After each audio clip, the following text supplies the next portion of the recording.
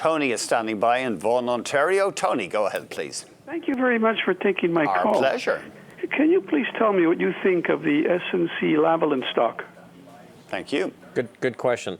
Again, here's a company that's going to be active in infrastructure everywhere. Certainly, fiscal stimulus would be good for a company like SNC. I think one of the drags on the stock over the last few years has been, a slowdown in new mines and that type of thing. But the stock's performing exceedingly well. We own the stock in portfolios currently, and again, it's behaving very well relative to the market. It's pulled back a little in the last week or so. Probably provides a pretty good entry point. We have Armin calling from Toronto. Go ahead, Armin. Hello, Armin. Question is New Flyer, the bus maker. Okay, so this is a company that we've owned over the last year. They make buses, and they have just a tremendous backlog of orders. So sometimes, when we look at semiconductor companies, we look at the book-to-bill ratio, and New Flyer has really been stacking up new orders, so they have a long runway in front of them of deliveries of new buses. Stock had a great run-up into April, May, and has consolidated through the summer. Again, a lot like the market has. But it's trading within a whisper of its all-time high. It's had a nice consolidation. Interestingly, just as a point of reference, coming into June, 70% of all the stocks in North America had positive price momentum. Okay, that's pretty broad, then. That's pretty broad.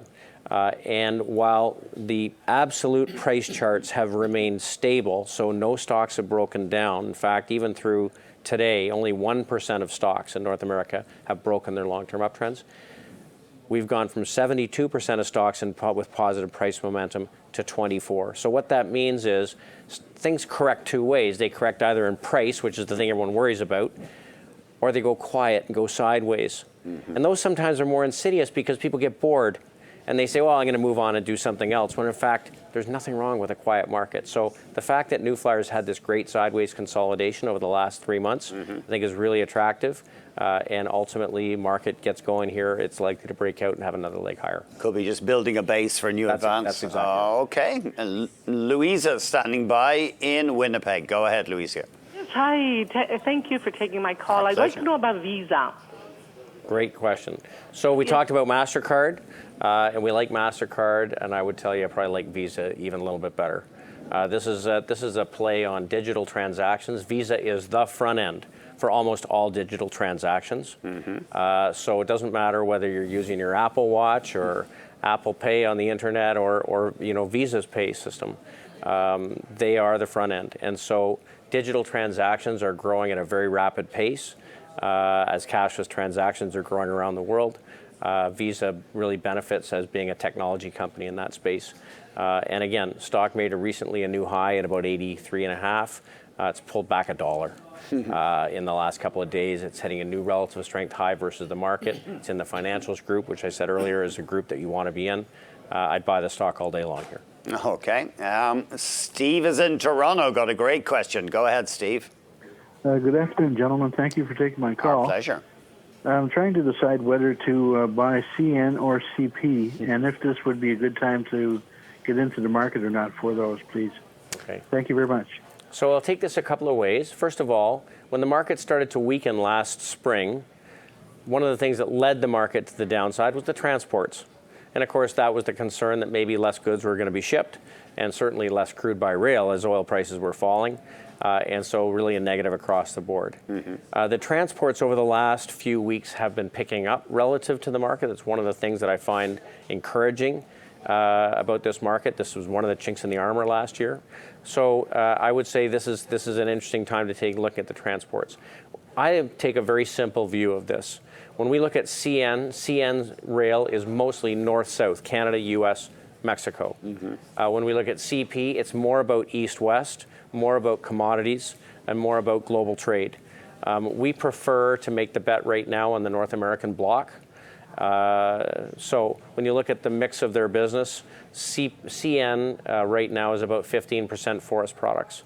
And if the housing market, for instance, in the U.S. gets going, which it has been growing now at close to 10%, then you can see a big pickup in shipments of lumber. and also finished manufactured goods. So I would prefer CN at this point. I'm sorry, your thesis, CN is the northwest more one. north-south than east-west. Okay, and so a better bet on the North American economic. That's exactly right. Okay.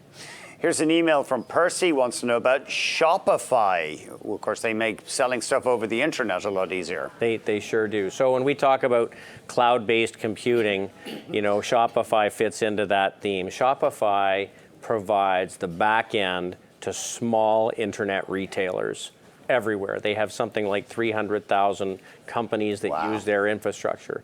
And they pay them all about $50 a month, and then they can buy additional services and apps and so on to strap onto that. They also then get a percentage of revenue up to a fixed amount of about 1.5%. Now remember, these are all small customers who are not developing this stuff themselves. So they have they're a long way ahead of their competitors. So this is something that I think is really attractive. One of the new things that they've done is they've gotten into financing some of their customers, and they do it by taking a royalty on the revenue. So they're going to get paid because they're managing the transactions. So that could be a big new business for them also. So this is a company that's built a great franchise. They're dominant in their space. E-commerce is something that I think you want to be, attached to. Amazon is one of the ways we do, but we also own some Shopify.